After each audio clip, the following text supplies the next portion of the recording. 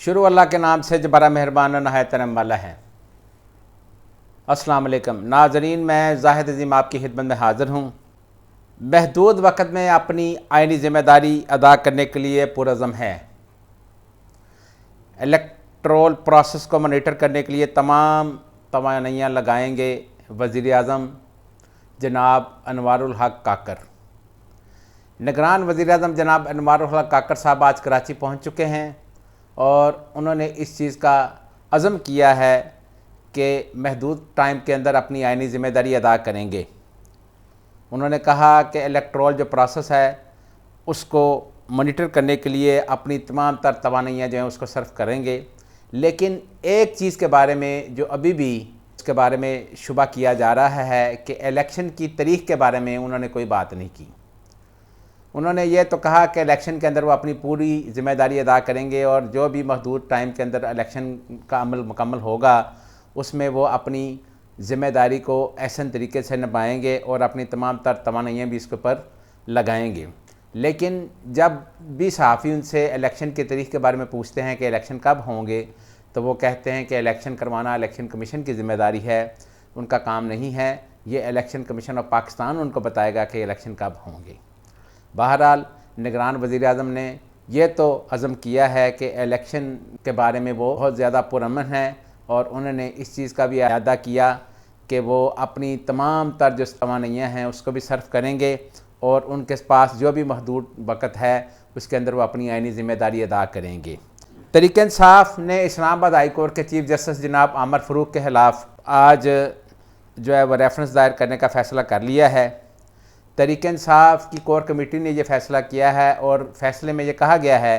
कि Islamabad high court के जो चीफ जस्टिस हैं जनाब आमर फ़रूक साहब, उनके ख़िलाफ़ जो रेफरेंस है वो सुप्रीम जुडिशल काउंसिल में दायर किया जाएगा।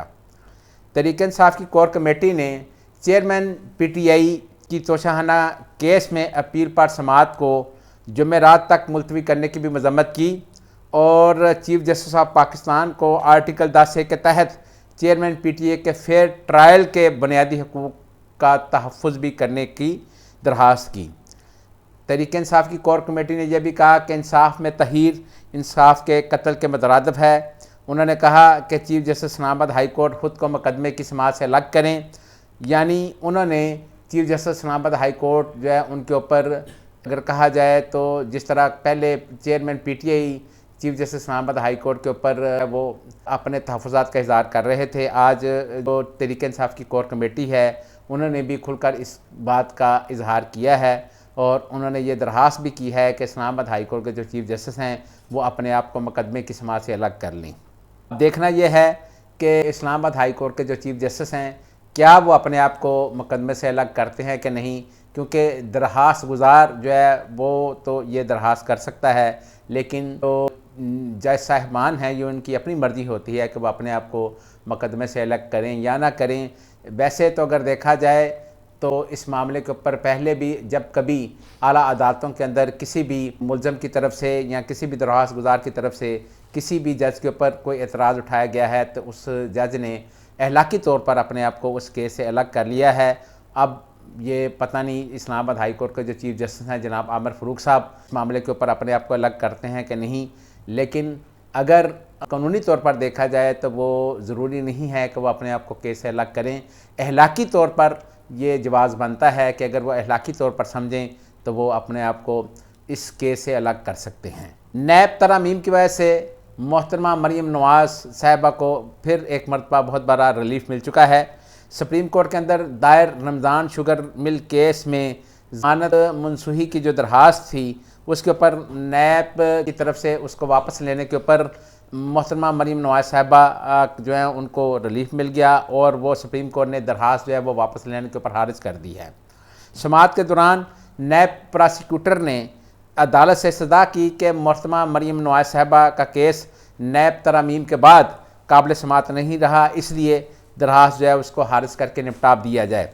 आपको पहले भी शायद इस बात का इल्म होगा कि जिस वक्त PDM की हुकूमत आई थी तो उन्होंने आते ही पार्लियामेंट से नैब के अंदर बहुत सारी तरमीमें करवाई थी। उन नैब तरमीम के ज़रिए उनके तमाम जो केसेस थे वो सारे ख़त्म हो चुके हैं और PDM की हुकूमत के अंदर जितनी भी जमातें उस वक्त 13-14 शामिल थी, उनके ऊपर जितने भी केसेस थे, जो भी करप्शन के केसेस थे, उन तमाम केसेस से पीडीएम के तमाम जो रहनुमा हैं वो उससे बरी हो चुके हैं।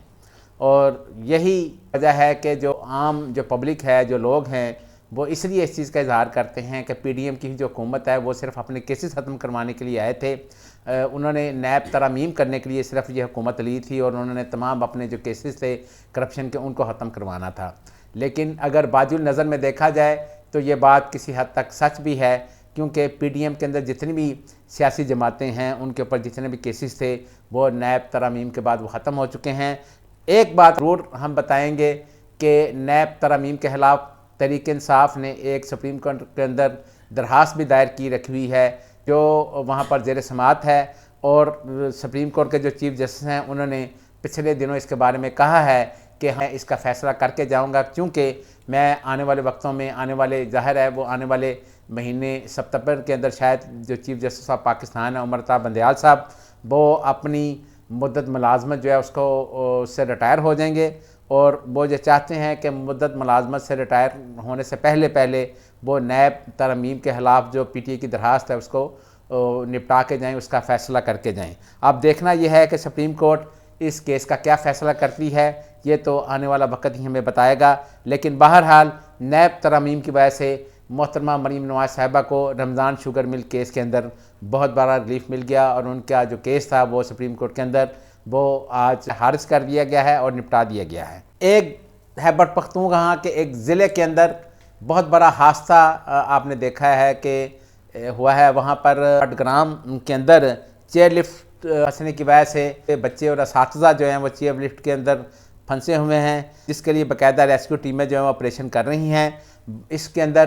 पाक आर्मी के जो नौजवान हैं वो हिस्सा ले रहे हैं। हेलीकॉप्टर का जो ऑपरेशन है वो भी जारी था, लेकिन रात की तरीक़ी की वजह से हेलीकॉप्टर का ऑपरेशन जो है वो उसको रोक दिया गया है। बहरहाल अभी तक तकरीबन 3 जो बच्चे हैं उनको रेस्क्यू किया जा चुका है और कोशिश की जा रही है कि बाकी भी जो बच्चे और जो असातिज़ा हैं उनको रेस्क्यू कर लिया जाए। उम्मीद की जा रही है कि जो पाक आर्मी के जो नौजवान हैं जो इसमें हिस्सा ले रहे हैं वो इसमें इंशाल्लाह कामयाब हो जाएंगे। पाक आर्मी के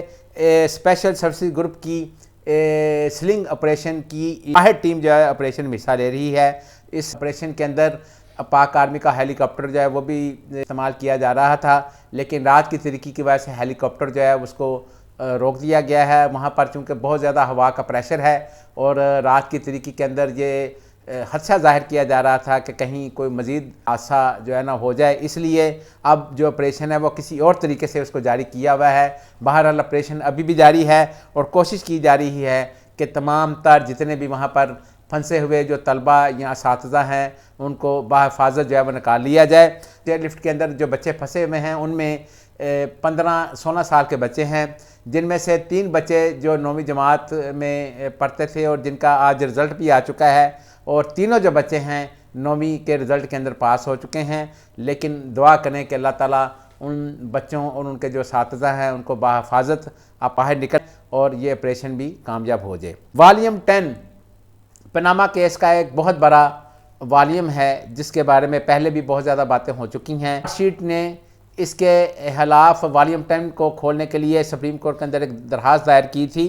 और ये दरख्वास्त जब दायर की गई तो ब्राडशीट की तरफ से लतीफ़ खोसा साहब जो सीनियर वकील हैं उनको हायर किया गया और वो ब्राडशीट की तरफ से सुप्रीम कोर्ट में पेश हुए। आज वॉल्यूम 10 को खोलने के मतलब सुप्रीम कोर्ट के अंदर बाकायदा समाअत हुई। सुप्रीम कोर्ट के अंदर जिस वक्त ये समाअत हो रही थी तो लतीफ़ खोसा साहब ने कहा कि ब्राडशीट की तरफ से जो उनके वकील पेश हुए उन्होंने कहा कि ये चूँकि अवाम को पता होना चाहिए कि वॉल्यूम 10 के अंदर क्या है। उनका ये कहना था कि शरीफ फैमिली जो है वो उन्होंने के अंदर उनके बहुत सारे राज हैं जिसमें उन्होंने बहुत ज़्यादा करप्शन की हुई है और करप्शन से मतलब उनके बहुत ज़्यादा इस राज जो है वो वॉल्यूम 10 के अंदर यहाँ पर इसमें मौजूद हैं। बहरहाल ब्राडशीट की तरफ से ये दरख्वास्त वापस लेने के बाद में वॉल्यूम 10 खोलने से इनकार कर दिया और दरख्वास्त निपटा दी। बाद में जो सीनियर वकील थे लतीफ़ खोसा साहब उन्होंने बाहर आकर प्रेस कॉन्फ्रेंस भी की और प्रेस कॉन्फ्रेंस करते हुए सहाफ़ियों ने जब उनसे पूछा कि आप वॉल्यूम 10 को क्यों खुलवाना चाहते हैं तो उन्होंने कहा कि ये शरीफ फैमिली का तमाम तर खर्चा है और शरीफ फैमिली ने जितनी भी करप्शन की है और राज हैं वो इस वक्त वॉल्यूम 10 के अंदर पोशीदा हैं, इसलिए हम ये चाहते हैं कि वॉल्यूम 10 जो है उसकी तमाम तर तफसील जो है वो आवाम के सामने आनी चाहिए। लेकिन सुप्रीम कोर्ट ने वॉल्यूम 10 खोलने से इनकार कर दिया। अब देखना यह है कि आगे मज़ीद जो है वो वकला इसके बारे में क्या करते हैं। अगर आपको हमारी ये वीडियो पसंद आई हो तो नीचे दिए गए सब्सक्राइब के बटन को प्रेस करके अपने इस प्रोग्राम का हिस्सा बने। अल्लाह ताला हम सब का हामी नासिर हो। खुदा हाफिज़।